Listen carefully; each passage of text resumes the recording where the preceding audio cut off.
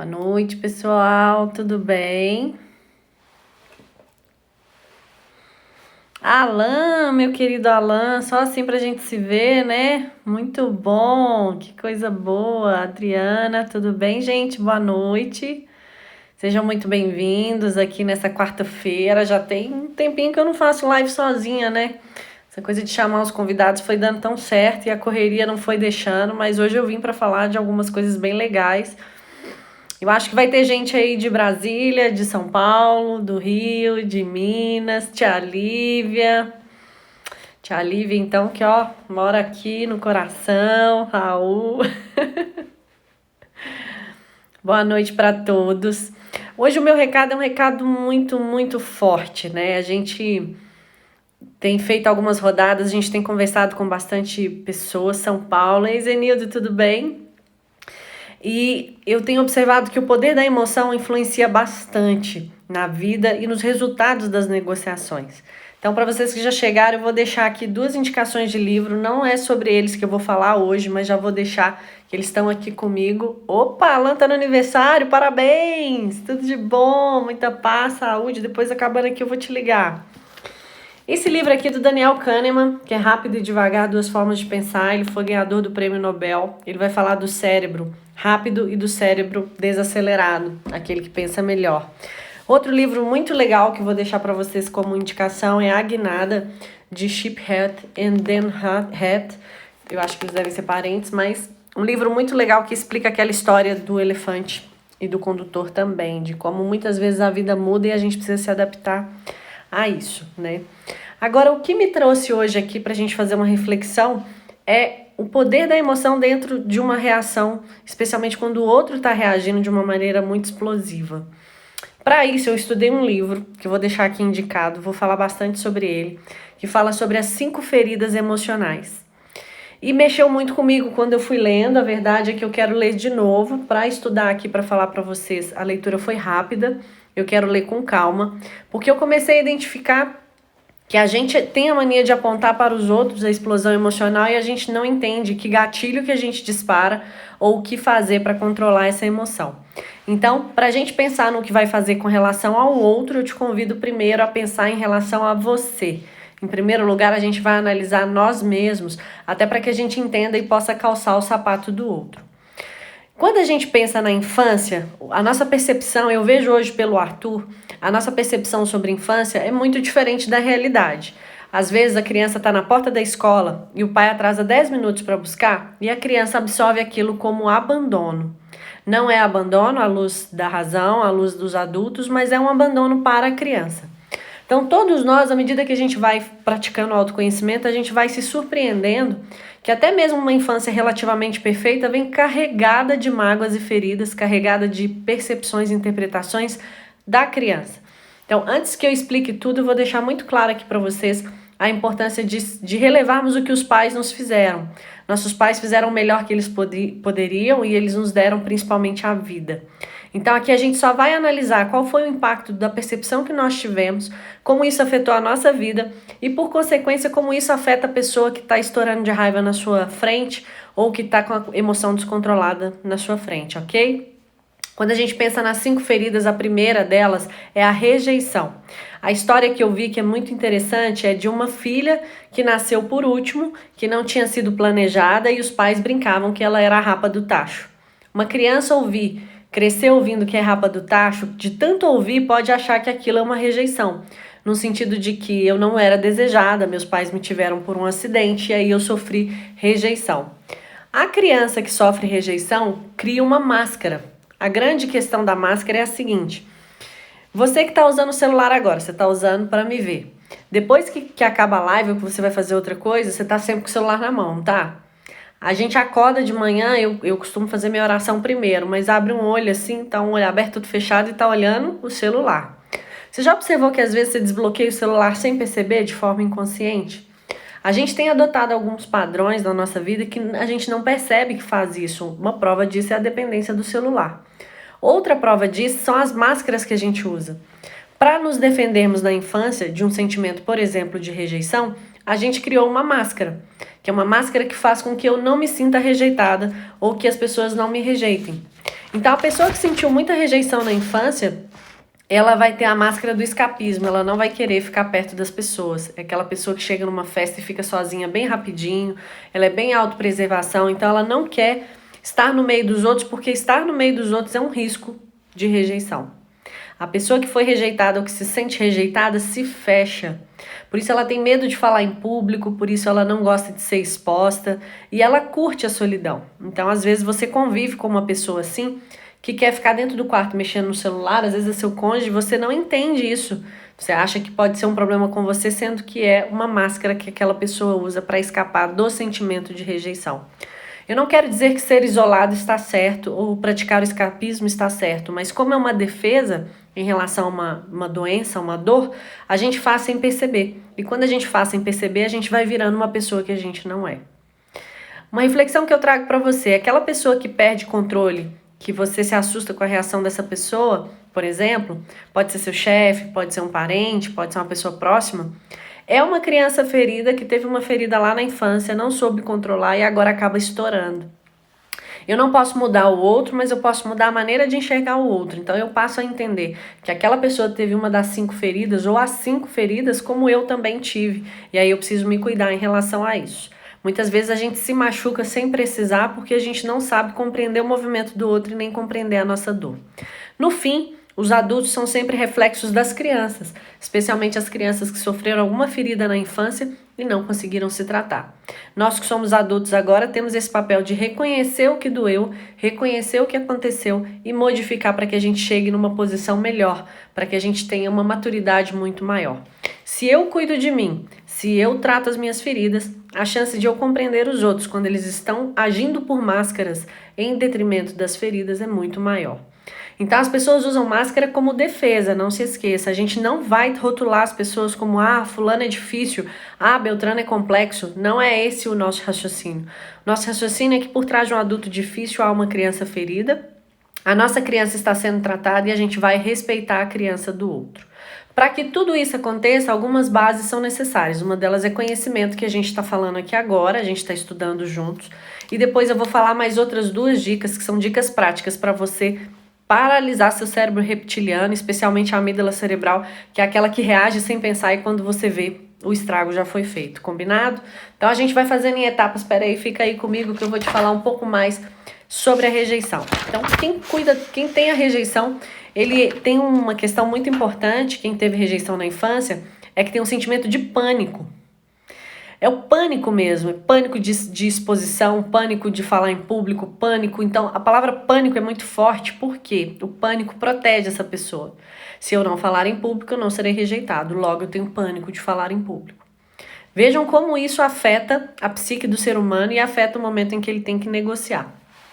Então, a rejeição, lembrando para quem chegou agora, especialmente na infância, por algum motivo, os seus pais falaram alguma coisa e você se sentiu rejeitado. E a culpa não é dos seus pais, nem a culpa é sua. É a sua percepção na época como criança de rejeição que fez com que você criasse essa máscara. Lembrando que a máscara caminha com a gente para sempre, a não ser que a gente trate essa máscara e aprenda a ser quem nós somos de verdade.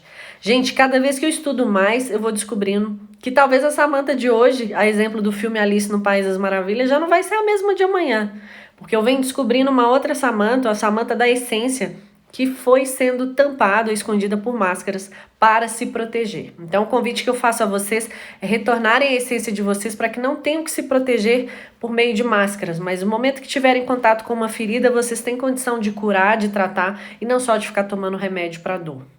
Quando a gente tem muita dor de cabeça e fica só tomando remédio para dor, qual que é o problema? A gente resolve o efeito e não cuida da causa. Então, quando a gente pensa em controle de emoção, a gente precisa voltar lá quando a gente começou a sentir as principais emoções e que geraram traumas, geraram âncoras, geraram disparos de gatilhos que a gente sabe que vão acontecer na nossa vida adulta. Amadurecer, ser adulto e ser maduro inclui respeitar o outro e principalmente conhecer a si mesmo, ok? Ei Lu, boa noite, doutora. Boa noite a todos aqui que estão comigo. Então, quando a gente pensa na primeira ferida, rejeição. Rejeição promove o escapismo, pânico e a pessoa começa a achar que não merece as coisas, então ela vai se isolando, ok? Se você for negociar com alguém assim, essa pessoa vai ser extremamente arredia, extremamente arisca e se você apertar um gatilho, ela vai estourar de raiva. Mas como você é negociador habilidoso e já tem visto um pouco dos conteúdos, a gente sabe que na fase de quebra-gelo a gente pratica uma comunicação de extremo respeito e de maneira agradável para que essas âncoras não sejam disparadas no outro. Lembre-se que a maior parte da reação dos outros é um problema, não é uma coisa violenta, tá, gente? Mas é um problema dele. E a gente tem aquela mania de achar que é com a gente o problema e não é um problema dele. Eu preciso tratar a minha criança que vê aquilo como um problema meu e preciso também respeitar o momento do outro ou o tempo do outro, né? A gente não muda o outro, mas a gente muda a maneira de reagir a ele. Segunda ferida é a ferida de abandono. Eu já falei sobre ela, que é uma criança esperando na escola e a mãe atrasa 10 minutos e não chega. Abandono é aquela criança que é muito apegada com pai e mãe e a mãe de...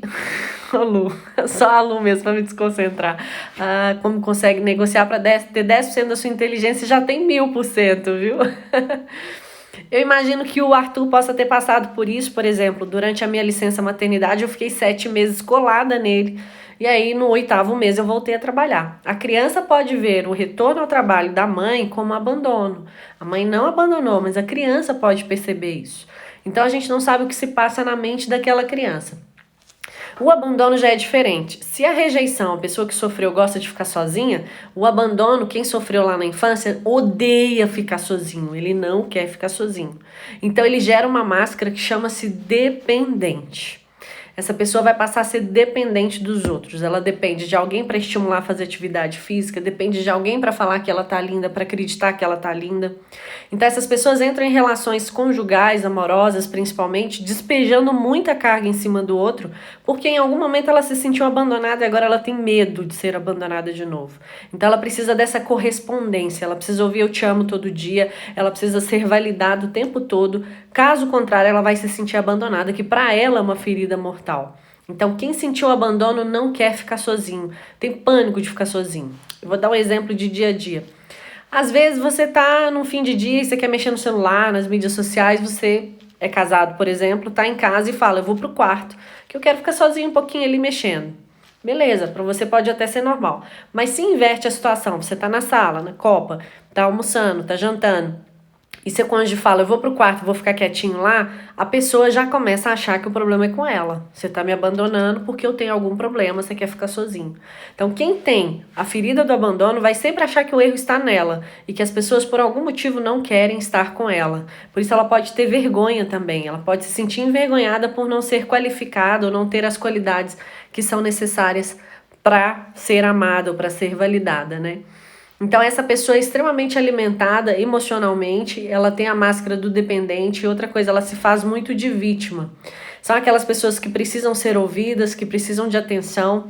Então, gente, pode ser que você vá fazer uma negociação com uma pessoa que aparentemente é super calma, mas você não deu atenção, não deu ouvido, ou não demonstrou para ela o rapport e a conexão, isso estoura uma ferida dentro dela, que é a ferida do abandono, e por isso ela pode perder e descontrolar em termos de emoção. Por isso que a gente precisa estar sempre atento na fase do quebra-gelo, que é o momento da calibragem, para saber o que é valor para o outro. Se ele gosta de falar de determinados assuntos, ou se ele olha mais no seu olho, ou se ele estende um pouco a conversa, a gente já começa a entender o que é valor. A escutativa no prazo, especialmente no quebra-gelo, é muito importante. Essa pessoa vai precisar sempre do apoio dos outros, então ela não vai fazer nada sozinha, ela vai precisar ter alguém, então ela passa a ser completamente dependente. Eu vou ter uma outra esfera que é a pessoa totalmente independente, que é aquela que foi traída na infância. A palavra traição é muito forte, eu sei, mas a gente está falando de percepções de criança.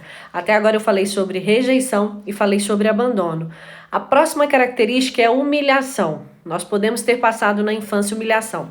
Gente, se eu contar para vocês que eu me lembro uma vez que meus irmãos brincando comigo jogaram um balde de água fria e minha roupa molhou toda. Aquilo para mim me envergonhou demais, sabe assim? Eu me lembro disso, eu me recordo disso com detalhe. Eu não sei se isso gerou um trauma, uma ferida, mas eu me lembro. Eu devia ter uns 3 anos, a idade do Arthur.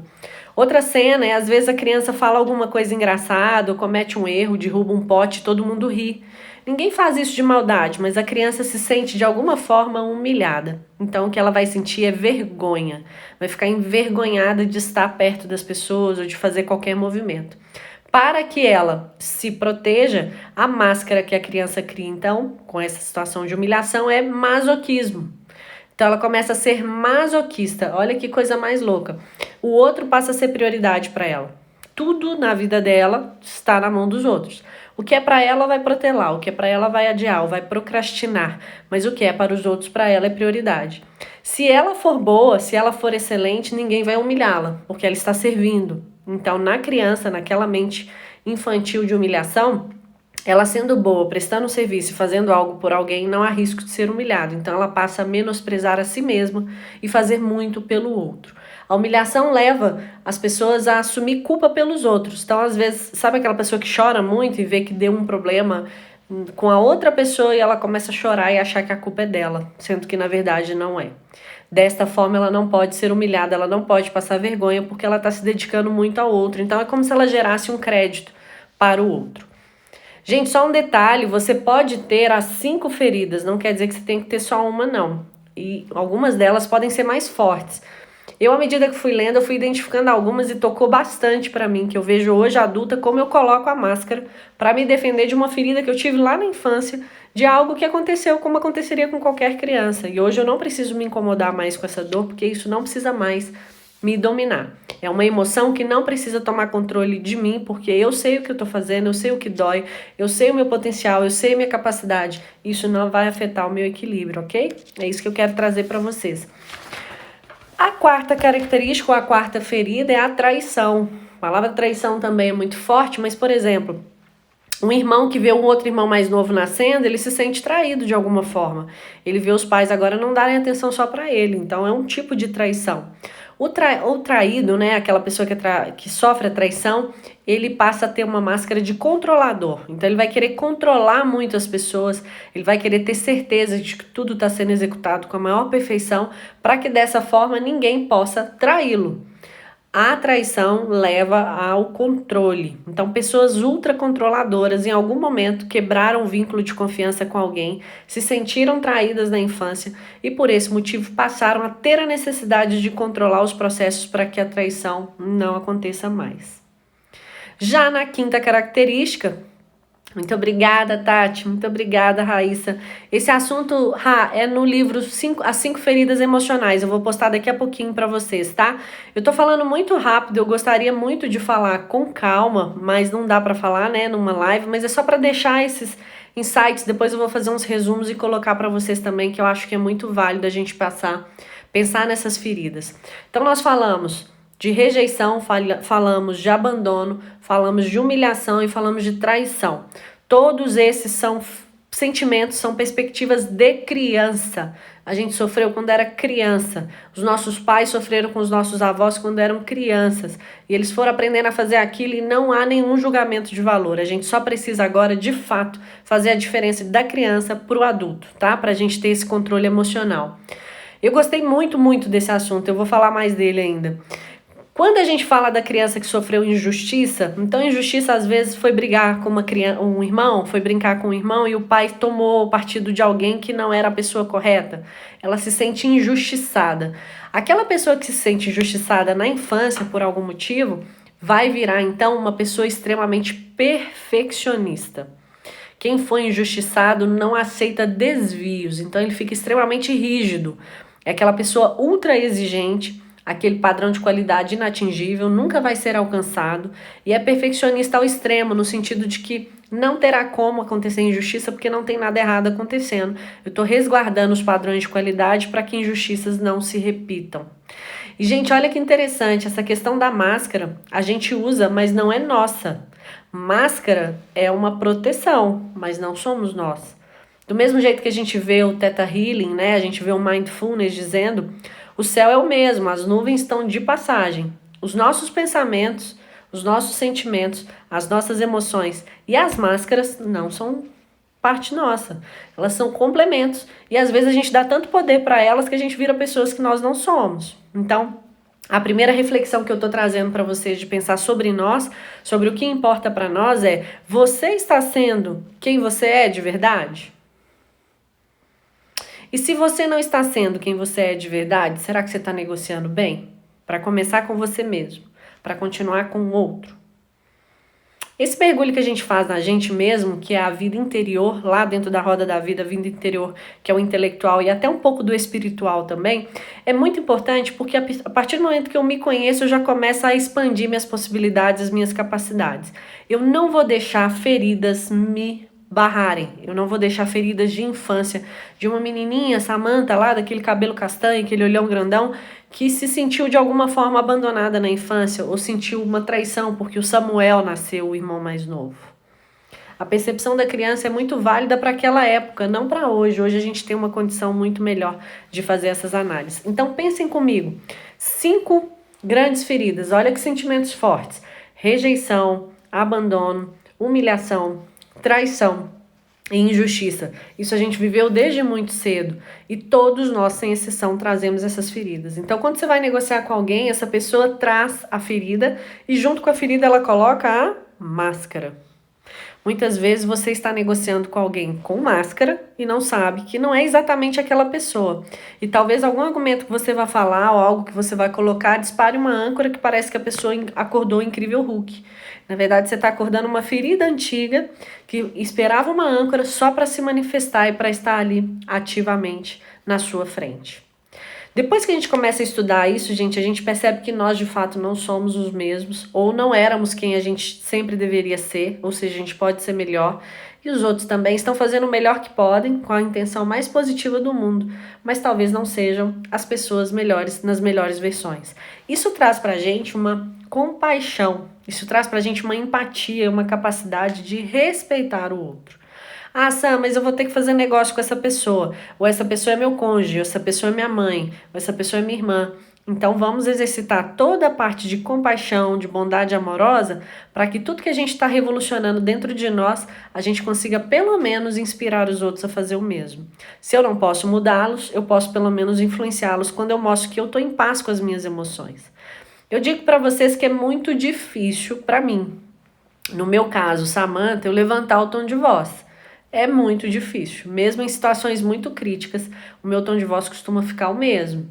Eu consigo segurar no sentido de pensar: isso não é comigo, isso não é pessoal e isso não é meu. Então, um segundo passo. Nós já falamos aqui sobre as 5 feridas, então deixei a dica aí para vocês, tá? Das 5 feridas emocionais. Na sequência aqui eu vou postar um pouco mais de coisas sobre isso. Quando a gente fala agora dos pensamentos, especialmente de reações, a gente tem a amígdala cerebral. A amígdala não é aquela da garganta não, tá, gente? Essa que eu falo é a cerebral, que é um cérebro, que é uma parte do cérebro que a gente tem, que é extremamente preventivo, ele quer salvar sua vida. E como ele quer salvar sua vida, ele vai levar tudo pro lado negativo, ele vai ficar com aquela luzinha vermelha acesa o tempo todo, sabe? A luzinha do perigo, perigo, perigo, perigo. Se você deixar esse cérebro responder sempre ao que Daniel Kahneman fala, você vai agir por impulso e muito provavelmente você vai se arrepender depois disso. Mas existem tempos de segundo, o delay, né, os espaços de atraso em que você consegue driblar seu cérebro. Então tem algumas frases que eu vou compartilhar aqui com vocês, que eu espero que sejam úteis. Nesse processo de autoconhecimento em que você quer controlar suas emoções, se questione. Questione o seu pensamento. Por que você está pensando aquilo? Por que você está querendo reagir daquela maneira? O cérebro, a amígdala cerebral, leva em torno de 7 segundos para processar o que aconteceu com o que deveria ser feito. Então, em 7 segundos, você pode errar muito. Então, segura. William Ury, que é o criador do modelo de Harvard, diz que em momentos de tensão ou de estresse, ele belisca a palma da mão. Belisca a palma da mão no sentido de estar presente, de observar o momento e especialmente de esperar a hora certa de falar.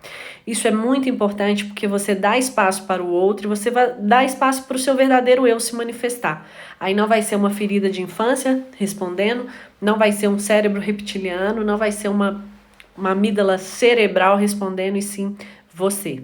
Se você precisar, dê uma respirada, pensa melhor. Inclusive o exercício de respiração é extremamente poderoso. mas comece a tomar decisões, a se posicionar com a mente mais fria, mais serena e mais tranquila possível. Gente, isso não é fácil, a gente não faz de uma hora para outra. A Sam consegue não levantar o tom de voz, não é a vida toda. A gente tem que treinar, a gente tem que se esforçar para isso. Mas no momento que você precisar, existe uma ferramenta muito poderosa de controle de emoções, que vem também do modelo de Harvard, que o William diz que é go to the balcony, ou seja, vá para a varanda. Quando você estiver em uma situação muito complexa, lembre-se de se dissociar daquela situação. O que é dissociar? É como se você saísse da situação e virasse espectador.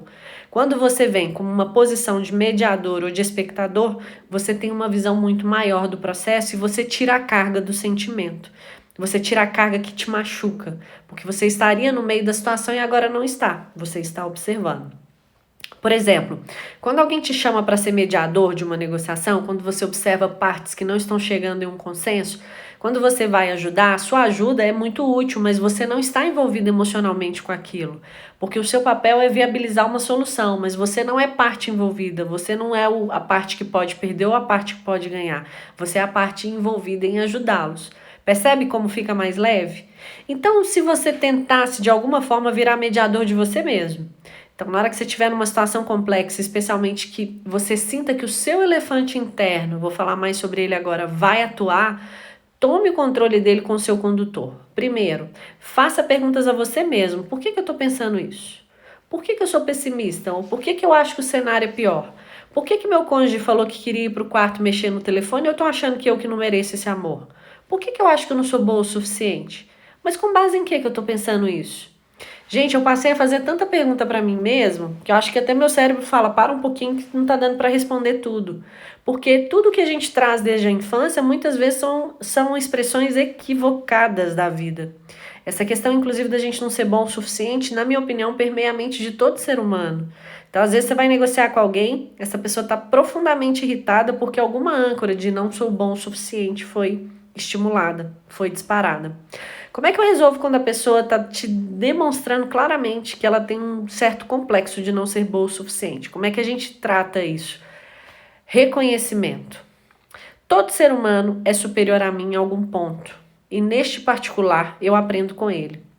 Essa frase é de Emerson, um grande filósofo, que identifica que todo mundo tem algo para me ensinar. Naquela nossa condição de eternos aprendizes, em que a gente deixa o ego de lado, eu preciso aprender algo com alguém. Se você quer reconhecer algo em alguém, feche os olhos, respire e pense em que ponto essa pessoa pode me ensinar. E reconheça isso, e elogie isso.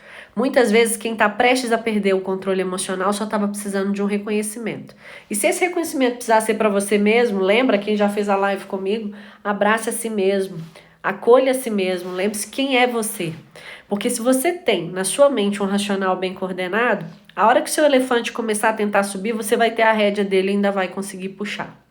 Vamos puxar o assunto do elefante para ficar claro. Como eu já falei com algumas pessoas, às vezes quem está aqui comigo ainda não conhece, a gente fala que a parte racional do cérebro é o condutor, é aquele ser humano que está sentado em cima de um grande elefante. Já o elefante é a emoção. Então, gente, se o elefante resolver sair desgovernadamente, ele é emoção, ele vai sair atropelando tudo. A não ser que tenha um condutor conduzindo com o cabresto ali, né? Não sei nem se chama cabresto, mas vai puxar ou vai empurrar no momento que for necessário para que ele seja conduzido. O elefante sozinho não consegue chegar em lugar nenhum. Ele vai andar a ermo e vai andar na sorte. Ele precisa do condutor. Da mesma forma que o condutor precisa de alguém tão grande para conduzi-lo ali com toda essa excelência, com toda essa perfeição. Nosso grande segredo é domesticar, ou pelo menos deixar muito claras as regras entre nós e o nosso elefante. Porque a nossa emoção em muitos momentos vai vir, não vai ter jeito. Qual é o primeiro ponto físico? Como eu falo para vocês que rapport é conexão de olhos, é conexão de sorriso. Qual é o primeiro estímulo, o primeiro movimento que você pode e deve fazer em um momento de descontrole emocional seu ou do outro? Anota, por favor, faça e depois me conta o que você acha. Sabe o quê? Respiração. Se for preciso, respira 3 vezes. Inspira e solta. Quem tá aqui comigo, faz comigo só mais 2. Olha que diferença que já dá no nosso estado. Olha, inspira e solta. Mais uma. Inspira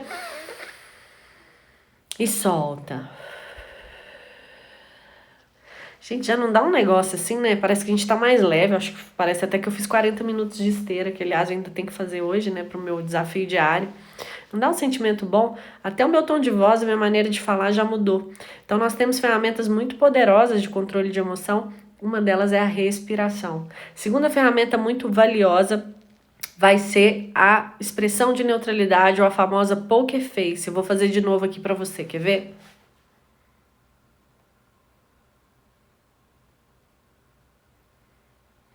Pela minha poker face, você não sabe se eu tô gostando, se eu não tô, minha sobrancelha não tá mexendo, eu não tô sorrindo, então não vê o sorriso, ainda que esteja de máscara. Quando a gente faz a poker face, a gente não estimula o outro a ficar mais nervoso e nem também chama o outro para o combate. Porque eu poderia fazer a cara de bravo, tipo, vem pro combate, ou poderia falar, que medo, eu não quero nem chegar perto de você. Então, quando a gente faz isso dessa forma, a poker face traz respeito ao outro, no sentido de respeitar o momento dele e o ciclo, sobre o qual eu vou falar daqui a pouquinho. Deixa eu ver aqui o que a Lu falou. Eu acho que a desgovernada se torna a pessoa mais engraçada do planeta. É boa mesmo, viu, doutora? Tem que deixar o elefante soltar um pouco, tá, gente? No sentido da emoção. Eu vou confidenciar uma coisa aqui pra vocês. Nesse movimento de volta, né, de Brasília para BH, quem tem me acompanhado sabe que eu precisei de muita coragem para ir a Brasília, agora mais coragem ainda para voltar, num tempo total que deve ter dado aí 1 ano e 8 meses, não chegou a ser de 2 anos. O momento da volta, ele teve um disparo emocional muito grande, que foi o coração gritando. Especialmente quando a gente é mãe, a gente percebe que isso acontece, né? Eu já tive situação de entrar no avião, e aí eu tava com muita saudade do Arthur, e eu não queria, naquele momento, viajar de novo para um compromisso de aula, e aí eu pedi para abrirem as portas do avião para que eu descesse e pudesse rever meu filho. São situações que seu coração grita, que é o momento que a doutora Lu tá falando do elefante. Alguns elefantes são engraçados, né? Eu acho que eles fazem até uma dancinha também, ficam bem humorados ou falam coisas que não é comum eles falarem. Mas os elefantes, em geral, eles são a expressão genuína do que o nosso coração tá gritando. Então, tem momentos que o elefante fala pro condutor assim, não, vai ser isso ou isso e não tem jeito. Mas tem momentos que quando ele fala, o condutor questiona, o condutor vai perguntar, mas por que você quer ir para esse lado, que tem um atalho, que não é tão seguro, se eu tenho um outro lado aqui que não é tão mais longo, mas pelo menos é seguro. Então você começa a entrar em uma questão sua com você mesmo. Nesses dias que eu dei o exemplo para vocês, estou vendo a Raíssa aí falando, meu Deus, foi cena de filme, porque eu já estava com o avião com a porta fechada, o Finger já tinha saído e eu pedi de fato desculpa às pessoas, pedi perdão, porque eu precisava voltar para ficar com meu filho, que na época devia ter ali seus 11 meses também, ele estava bem novinho. Aquilo foi um grito do meu coração e quando eu cheguei em casa eu tinha certeza absoluta que era a coisa certa a fazer. Existe um lado místico em tudo isso. Naquela ocasião, o Arthur precisou de um cuidado especial. Se eu tivesse fora, teria tido problema, que já entra um pouco na intuição de mãe, né? Naquele sentimento de que a gente precisa fazer algo. Eu confesso para vocês que meu elefante ficou um pouco mais indomado depois que eu virei mãe. Até então não ficou tanto indomado, não, mas de vez em quando ele dá umas disparadas também e anda fazendo umas coisas meio diferentes, né? O que a gente pode fazer, foi muito bom a doutora Lu falar, é trazer também, então, além da respiração, e além da expressão de neutralidade, existe uma coisa muito boa da gente fazer que é o sorriso. Nós já falamos aqui em uma live sobre o sorriso, mas a gente tem que aprender a sorrir ou a rir de si mesmo. Sabe aquele rir de si? No sentido de trazer bom humor mesmo, porque isso traz leveza para a situação e te traz a possibilidade de ir para a varanda, como o William Ury recomenda. Você vai para a varanda e observa de outra perspectiva. Gente, a carga da emoção fica muito mais leve se você se dissocia da situação. Não é fácil. Não vou dizer para vocês que é uma fórmula de bolo que você baixa, faz o download e já está efetivado. Eu, Samantha, para chegar nesse ponto, eu ainda acho que eu tenho muito a evoluir. Precisei treinar bastante. A gente vai ter momentos que vocês vão achar que não deu certo, não funcionou, é porque é um passo atrás para dar 2 passos à frente. Mas o que precisamos ter em mente é essa crítica do nosso pensamento e esse controle para quem que a gente deixa. Se é para o sentimento desgovernado, como o elefante, ou se é para o condutor que tem consciência do que está fazendo e está te levando para o melhor caminho. Não temos como viver sem sentimentos, a gente não vai viver isento disso, mas a gente consegue de alguma maneira gerenciar. Controlar o próprio sentimento é possível, que é o nome da live, né? Como controlar as emoções? A palavra controle é muito complexa, né, gente? Eu acho que até para nós mesmos é um grande desafio o controle. Então, controlar o outro, esquece. A gente não faz isso, não conseguimos. O outro a gente muda a maneira de enxergar e o outro a gente administra ou pelo menos influencia. Se você percebe que não é o momento correto, às vezes é melhor parar aquela conversa ou parar aquela discussão para que depois vocês voltem numa condição emocional diferente. O levantar da mesa. Ei, Gabriel, ei, G, o Lude, o levantar da mesa já faz muita diferença, tá, gente? Às vezes você tá no meio de uma discussão, coloca pra mim, por favor, quem tiver aqui na sala que já tiver ouvido a história do cheiro de queimado, como é que quando a gente faz isso muda, né? Sentindo o cheiro de queimado, fazendo uma quebra de rapport, você quebra aquele sentimento, aquela coisa que estava evoluindo para virar um elefante desgovernado, vem um condutor e faz uma quebra proposital de maneira preventiva para que aquela emoção não se inflame, para que aquilo não fique pior. Então, ei, Gabriel, eu costumo dizer que o segredo não é acordar o incrível Hulk, o segredo é mantê-lo dormindo, é você não irritá-lo para ele não se desesperar. Então mantenha-se sempre calmo, tranquilo, você só consegue ter calma e tranquilidade se você planta isso em você. Então nós já tivemos algumas dicas aqui da respiração, da poker face. Eu vou deixar para vocês algo pessoal que eu gosto bastante, que é a meditação. Aliás, já vou adiantar, quando acabar esse desafio da atividade física, a gente vai entrar num desafio juntos aí da meditação a partir do dia 11 de julho. E quando a gente pensa agora em negociação, já falei de sentimento, já falei de emoção, já falei até um pouco de questões espirituais, tô pegando toda a roda da vida. Quando a gente fala de negociação, além de ir para a varanda, existe um ponto muito importante, que para mim é um dos maiores legados do modelo de Harvard, que é separar as pessoas do problema. Quando a gente separa as pessoas do problema, quando a gente foca a nossa energia, especialmente a energia agressiva para o problema, a gente tem condição de ser afável com as pessoas. A afabilidade favorece o terreno das emoções, favorece emoções positivas. Então, muitas vezes, aquela situação conflituosa só precisava de afabilidade. Muitas vezes era só isso que precisava acontecer. E você só consegue fazer se você pegar aquela energia que está te incomodando, aquela situação que você fala, eu preciso resolver, e focar para onde deve ir, que é para problema e não para pessoa. A pessoa precisa de colo, precisa de acolhimento, precisa de reconhecimento. Identifica o que ela pode te ensinar. Coloca palavras afetuosas para a pessoa, mas para o problema não. O problema a gente vai ser duro para resolver. Então, o próprio modelo de Harvard, que é um modelo extremamente profissional, traz claramente a necessidade de separarmos as pessoas do problema. E isso traz um grande impacto para a gente quando a gente começa a virar intermediador de negociações familiares. Quando as pessoas, eu tenho dito para quem estuda comigo, o meu maior orgulho é ver vocês sendo referências em negociação e sendo chamados para mediarem negociações, especialmente as negociações de família. Então, quando a gente vai ajudar as pessoas da família e tem essa consciência de separar as pessoas do problema, de tratar as pessoas com devido respeito e de questionar especialmente o seu próprio pensamento, sabe aquele pensamento reptiliano que é o pessimista ou que acha que aciona o botão do pânico, vai dar tudo errado, questione por que você está pensando isso e qual é a real possibilidade de acontecer aquilo que você tanto teme.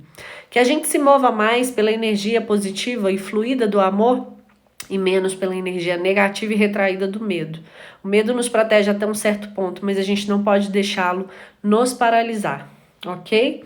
Mais uma coisa, a live hoje acho que não dura tanto, que o assunto é muito legal, né? Mas eu quero passar depois para vocês aqui na sequência toda a parte que eu vi do livro das 5 feridas, vou deixar um pequeno resumo aqui para vocês, tá? Mas a grande questão é, às vezes as pessoas acham que o sentimento, ele brota, né? Ou ele cai no colo. Vem alguém e te coloca um sentimento de amor. Vem alguém e te coloca um sentimento de ódio.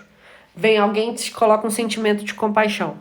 Fica parecendo que você pediu para alguém te dar um sentimento. Não é assim. O sentimento nasce em nós por uma decisão. Eu vou dar um exemplo. Amor é decisão. Amor não é algo externo que nos toma. Amar alguém, especialmente quando você tem alguém que é desafiador e você continua amando aquela pessoa, é escolha, é decisão. Do mesmo jeito, o ódio ou explosão de raiva são escolhas, são decisões. Algumas pessoas fazem isso por causa das máscaras que obtiveram quando eram crianças. Mas nós, que somos negociadores habilidosos, não vamos deixar mais essas máscaras nos dominarem. A gente precisa ser a gente mesmo. A gente precisa ter genuinamente em mente quem nós somos, o que nós queremos, do que somos capazes, para onde estamos indo. Isso tem que ficar muito claro para a gente. Se eu tenho uma missão de longo prazo, eu vou compartilhar com vocês a minha, que é servir ao próximo. Qualquer pessoa que entrar no meu caminho ou eventualmente tentar atrapalhar a minha marcha, não vai mudar, porque eu sei onde eu quero chegar, eu sei quem eu sou. E uma das coisas que eu sei que eu tenho é um monte de defeito, né? Afinal, a gente é eterno aprendiz, a gente precisa aprender sempre. A gente vai precisar o tempo todo se reciclar. Nessa linha do que eu trouxe para vocês, que é muito da vida sentimental, eu tenho descoberto uma série de linhas. Depois eu vou até pedir para vocês colocarem para mim nos stories se essa linha fica legal, mas eu tenho gostado muito de trabalhar com autoconhecimento e amor próprio, no sentido de saber em que momento a gente levanta da mesa, em que momento a gente mantém uma negociação, ou por que a gente põe tanta energia em busca de determinadas situações ou pessoas que talvez não sejam o nosso melhor destino. Por quê? Porque quando você era criança, pode ser que você se sentiu abandonado e aí você passou a ficar dependente de alguém. Depois que você percebe que é uma ferida e que você não foi abandonado e que você não precisa depender de ninguém, nasce um negociador melhor ainda aí dentro. Lembrando que negociação é uma habilidade adquirida, não é um dom. E é isso que a gente está fazendo aqui. A gente está aprimorando as nossas capacidades como negociadores. E hoje, quando a gente fala sobre emoção, ter controle emocional, beliscar a palma da mão, pensar melhor antes de falar, questionar seus próprios pensamentos, especialmente os mais negativos, e respirar, trazem para a gente uma base muito maior para controle de emoção e, com consequência, a gente vai ter respeito ao próximo, respeito a nós mesmos, e as chances de termos condições muito melhores de negociação também aumentam. Concorda, pessoal? Estou muito feliz que vocês estão aqui comigo. Tava com saudade de fazer live sozinha, já tinha um tempo que não estava fazendo, né? Mas eu acho que esse assunto aqui vai merecer até algumas outras pautas, até para a gente falar sobre Enneagrama e falar sobre o que a criança difícil, que é o adulto difícil, aquela criança sofrida viveu, para você repensar quem é você, para você repensar quem é o outro e como a gente vai chegar juntos lá. O nosso objetivo é dar as mãos, atravessar a ponte e chegar juntos lá do outro lado. Ainda que doa, a gente vai curando a ferida uns dos outros para chegar no nosso ponto. Tô vendo umas perguntas aqui. Alain, fora da caridade não há salvação, amar ao próximo como a si mesmo, máximas do evangelho. Perfeito, perfeito, Alain. A gente vai falar sobre caridade também, sobre doação, sobre fazer pelo outro que gostaria que fizesse por você ou até mais. Tal habilidade é necessário um pouco de dom, Lu? Eu acho que existe um pouco do dom, especialmente quando a gente fala de advogados extremamente habilidosos que já nasceram negociando em casa, em famílias com muitos irmãos, né? A gente percebe que existem pessoas que nascem em culturas ou que já têm de fato aquele dom mesmo de negociar desde criança, quando vai negociar uma bolinha de gude ou quando vai trocar um chup-chup ou vender alguma coisa. Eu lembro que eu colocava uns negocinhos de vendinha lá na porta de casa. Ei, Carlos, tudo bem? E aí eu acho que a pessoa pode até ter um certo dom, viu, Lu? Mas a negociação mesmo, especialmente os modelos mais sofisticados, são considerados habilidade adquirida. Por falar em habilidade adquirida, eu vou deixar um conceito aqui. Quem já me viu falando, já viu falando sobre isso, mas a Lu me inspirou a falar, que é um conceito muito legal que se chama diligência. A diligência é um conceito constituído por Salomão. Aquele Salomão mesmo, que é considerado até hoje o homem mais rico que já existiu. Antes de Cristo, ele tinha 4.000 estábulos e 12.000 empregados. Imaginem como era isso naquela época. Então, hoje, nenhum homem mais rico do planeta conseguiu bater a riqueza dele. Salomão atribui a sua riqueza e o seu sucesso a um comportamento que se chama diligência, Lu.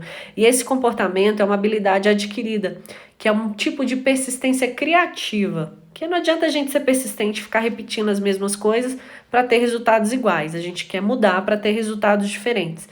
Por isso eu costumo dizer que a água, quando desce o rio e encontra uma pedra, contorna. Se a gente tem habilidade, se a gente sabe respeitar a emoção dos outros, se a gente conhece as nossas emoções, quando a gente tem um não, é um não por enquanto. A gente vai contornar. A gente vai seguir com resiliência, mas é mais do que resiliência. O bambu, quando se dobra, ele volta para ficar do mesmo tamanho, né? Nós, negociadores habilidosos e diligentes, uma vez que a gente se dobra, a gente volta maior. É muita característica do antifrágil, né? A gente não volta a ser como era, a gente volta a ficar melhor ainda. Que as dificuldades nos façam crescer e que a gente explore ainda mais esse dom e que junto com o dom a gente conjugue também a habilidade, que pode vir de uma profissão, pode vir de um autoconhecimento, para que a gente espalhe de fato a negociação ganha-ganha para o maior número de pessoas. Ai, que bom, que energia boa. Mais alguém tem alguma pergunta, gente? Tá respondido, Lu? Tô caladinha para quem tá chegando, que eu tô esperando a resposta aqui. Não sei se ela já foi, às vezes já foi, né? Mas é isso, pessoal. A ideia é muito essa. A Lu bateu palminha ali. Vou deixar para vocês aqui as 5 feridas emocionais, o cuidado que a gente precisa ter com a nossa criança interior, com o que ela sofreu na infância, em como isso impacta a vida dela hoje. Se você lida com pessoas difíceis, lembre-se que há crianças feridas. E você também pode ser difícil para alguém. Então vamos começar um mergulho interno, entender onde é que estão as nossas carências, onde é que estão as nossas dependências, por que a gente projeta nos outros o que nós achamos que não temos. Quando a gente descobre isso, a gente consegue colocar uma capa de super-herói e ajudar os outros. E com isso fazer negociações cada vez melhores, tá bom? Muito obrigada pela companhia de vocês, com muito carinho. Semana que vem tem live sozinha também, não vou ficar só na dos convidados, não. Estaremos juntos, semana que vem a gente tem 2 lives, tá bom? Só para adiantar, então, segunda-feira eu vou falar com Rafael Araújo e vou tomar cachaça. Então se preparem que a gente vai soltar uma receita para todo mundo tomar uma caipirinha junto com a gente nessa live super especial que vai ser na segunda. E na quarta-feira eu vou fazer uma live sozinha, ainda é surpresa o tema. Muito obrigada, Lu, Raíssa, Lô, muito obrigada a todos vocês que estão aqui. Alan, que é seu aniversário, parabéns. Um super beijo no coração e a gente vai se falando. Que as emoções sejam nossas amigas, nossas parceiras e nossas propulsoras, e não o contrário, tá bom? Um super beijo, ótima noite, até mais.